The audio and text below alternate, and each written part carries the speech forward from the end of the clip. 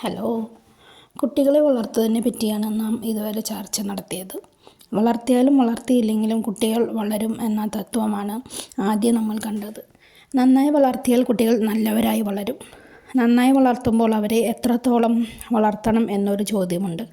അതിനൊരൊറ്റ ഉത്തരമേ ഉള്ളൂ. എല്ലാ മൂല്യങ്ങളുടെയും ദാതാവായ ഈശ്വരോന്മുഖതയിലേക്ക് അവർ വളരണം. ജീവിതത്തിൻ്റെ അവസാനം വരെ അവർ അപ്രകാരം ആയിരിക്കണം. കുട്ടികളോടുള്ള മാതാപിതാക്കളുടെ ചുമതല എന്ന് അവസാനിക്കും എന്ന് ചോദിച്ചാൽ അവരുടെ ജീവിത അവസാനത്തിൽ എന്നായിരിക്കും മറുപടി പറയേണ്ടത്? മക്കൾ പ്രായപൂർത്തിയാകുമ്പോൾ എന്ന് പലരും പറയുന്നത് കേട്ടിട്ടുണ്ട്. അത് തികച്ചും തെറ്റാണ്.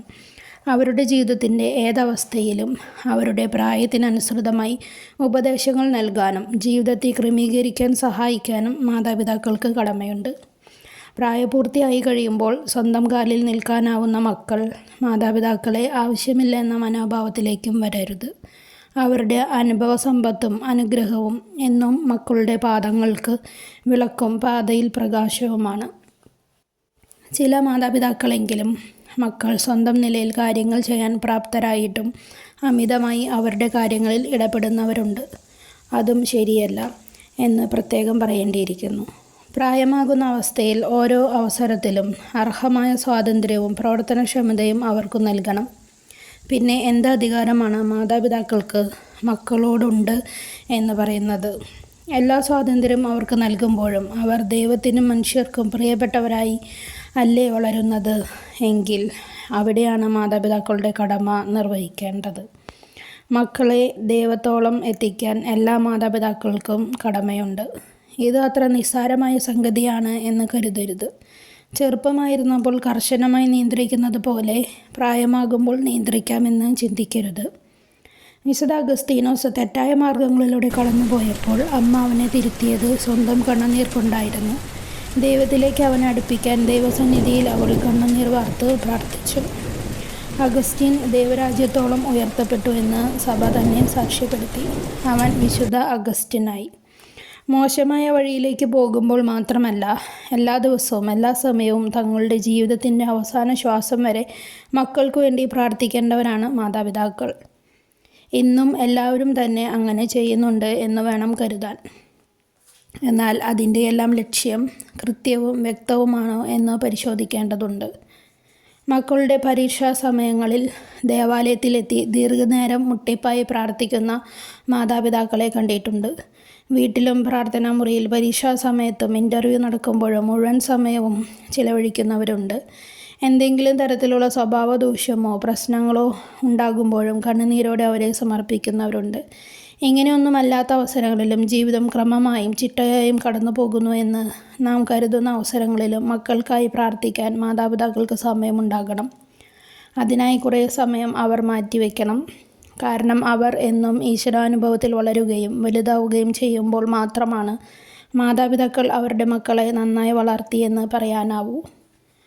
പ്രവൃത്തി കേന്ദ്രീകൃതമായ ഒരു പരിശീലന പ്രക്രിയ അല്ല ഇവിടെ വിവക്ഷിക്കുന്നത്. ആത്മീയതയ്ക്ക് പ്രാധാന്യം നൽകുന്ന ഒരു പരിശീലന പ്രക്രിയയാണ്. ഈശ്വര സമക്ഷം നമ്മുടെ മക്കളെ എന്നും അർപ്പിക്കുന്ന ഒരു രീതിയാണത്. എത്ര സമയം നമ്മുടെ മക്കൾക്ക് വേണ്ടി നമ്മൾ പ്രാർത്ഥിക്കുന്നെന്ന് ചിന്തിക്കുക. നമ്മുടെ തലച്ചോറ് കൊണ്ട് അവരെ നയിക്കാനും നിയന്ത്രിക്കാനും വിജയിപ്പിക്കാനും സാധിക്കുമെന്ന് കരുതുന്നത് മൗഢ്യമല്ലേ? പരമകാരുണികനായ ദൈവത്തിൻ്റെ കൃപയല്ലാതെ ആര് വലിയവരാകും? എങ്കിലവരെ നമുക്ക് അവിടുത്തെ കരങ്ങളിൽ ഭരമേൽപ്പിക്കാം. ദൈവകരങ്ങളിൽ സുരക്ഷിതരായിരിക്കുന്നവർ മനുഷ്യകരങ്ങളിലും സുരക്ഷിതരായിരിക്കും. അവരുടെ സംസാരവും പെരുമാറ്റവും എല്ലാം എന്നും എല്ലാവർക്കും പ്രിയങ്കരമായിരിക്കും. അത് അവരുടെ ആത്മീയതയുടെ ഭാവവുമാണ്. ഇങ്ങനെയെല്ലാം സംഭവിക്കുന്നുവെങ്കിൽ മാതാപിതാക്കൾ അവരുടെ മക്കളെ ഓർത്ത് അഭിമാനിക്കണം. ഒരു മകൻ്റെയോ മകളുടെയോ ജനനം മുതൽ മരണം വരെ മാതാപിതാക്കൾക്ക് അവരെ പരിപാലിക്കാനും ശുശ്രൂഷിക്കാനും സാധിക്കുക സ്വാഭാവികമല്ല. എന്നാൽ അവർ ദൈവകരങ്ങളിലാണ് എങ്കിൽ അവരെ അനുഗ്രഹിക്കാനും വഴി നടത്താനും എന്നും ദൈവം കൂട്ടിനുണ്ടാകും. ദൈവകരങ്ങളിൽ സുരക്ഷിതരായി വളരുന്ന എത്രയോ പേരെ ഈ സമയം ഓർക്കുന്നു. കുടുംബത്തിൻ്റെയോ മാതാപിതാക്കളുടെയോ മാനസിക ശാരീരിക ഭൗതിക വളർച്ചയ്ക്കും കഴിവിനും അതീതമായി നമ്മെ അത്ഭുതപ്പെടുത്തുന്ന വിധത്തിൽ വളർന്നു വരുന്നവർ. അത് ദൈവം വളർത്തുന്ന മക്കളാണ്. നന്മയില്ലാത്ത അവസ്ഥയേക്കാൾ ഉപരി തിന്മയുടെ നടുവിൽ കഴിഞ്ഞിട്ടും ദൈവം കാത്തു സൂക്ഷിക്കുന്ന മക്കളെ കണ്ടിട്ടില്ലേ? അവർ ദൈവത്തിൻ്റെ ഉള്ളം കയ്യിലാണ്. എങ്കിൽ പ്രിയ മാതാപിതാക്കളെ, നിങ്ങളൊന്ന് ചിന്തിച്ചു നോക്കൂ. നിങ്ങളുടെ മക്കൾ ദൈവത്തിൻ്റെ കൈകളിലാണോ? അതോ അവർക്ക് വേണ്ടി അമിതമായി ഉത്കണ്ഠപ്പെട്ട് ആവശ്യത്തിനും അനാവശ്യത്തിനും ഭക്ഷണവും വസ്ത്രവും മനഃശാസ്ത്ര ക്ലാസ്സുകളും സെമിനാറുകളും എല്ലാം നൽകി നല്ല വ്യക്തിത്വം നൽകാൻ തത്രപ്പെടുകയാണോ? മനഃശാസ്ത്രപരമായ ഏത് സമീപനത്തെക്കാളും സ്വീകാര്യമായിട്ടുള്ളതും അനുഭവദായകമായതും അവരെ ഈശ്വരനിലേക്ക് അടുപ്പിക്കുക എന്നത് തന്നെ.